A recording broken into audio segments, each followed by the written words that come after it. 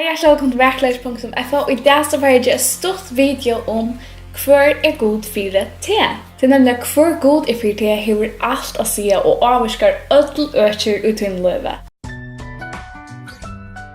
Og nå så leser jeg Sødden Mosebok, og alt som jeg legger mest til var at han Moses, Iveist, var radder, var motfallen, hei motgångt, og hei synda så sier Gud ved Moses, jeg Herren. Så Gud sier ikke to gjørst eller to han sier ikke annet enn jeg Herren.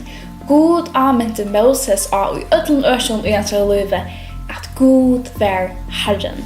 Ta jeg vest og attest og motfallen jeg har synda, så gløymer jeg meg for God Ta jeg vakten i morgenen, for skola, stressa, så gløymer jeg for God Ta jeg sjuk og får motgång, så gløymer jeg for God Gløymer til øysene vi først, for God God. Han evig.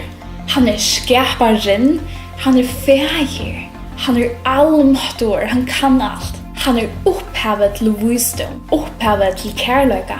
God trofaster, han den samme, han okkara frelsare. Her vid ikke røkka, God større. Her vid voik, han stersker.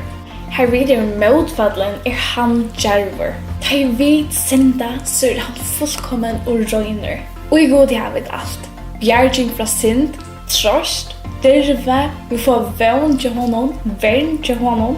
Så minst til og I det, minst til bare nå, at Gud sier vi til, jeg Herren, jeg Herren. Og let dere også de gløyma at Gud Herren og I ødelen omstøven, og I ødelen økjen I akkurat livet. Ta det gong vel og ta det gong ytla.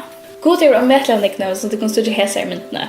Og et link til disse myndene av Blodchannel, så de kan downloade disse myndene og lese henne eller henge henne opp her som de kan hitte henne og minne de kan av hvor God God styrke, God vern, God viner, og så fremveges.